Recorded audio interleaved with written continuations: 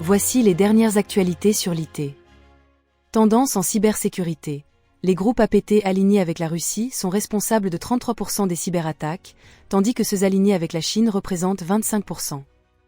Les entités gouvernementales sont les principales cibles dans plusieurs régions dont l'Europe, l'Asie, le Moyen-Orient et les Amériques. D'autres secteurs importants sous pression comprennent les entreprises de l'énergie et de la défense en Europe, les sociétés d'ingénierie et de fabrication en Asie et au Moyen-Orient, ainsi que les établissements d'enseignement, de santé et de commerce de détail aux États-Unis. Les RSSI travaillant dans ces industries et régions doivent redoubler de vigilance. Récemment, des groupes APT nord-coréens ont adopté de nouvelles tactiques, telles que la rendaison plus difficile à détecter pour accroître leur efficacité et le compromis des chaînes d'approvisionnement et des installateurs de logiciels. MariaDB se vend à des fonds.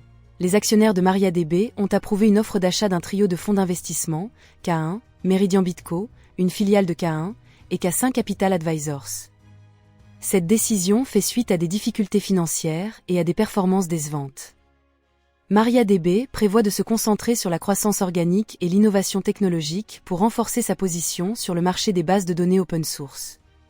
Copilot plus PC. Microsoft a présenté une nouvelle catégorie d'ordinateurs portables dotés d'une unité de traitement neuronal, NPU, dédiée à l'IA pour améliorer les performances des applications bureautiques.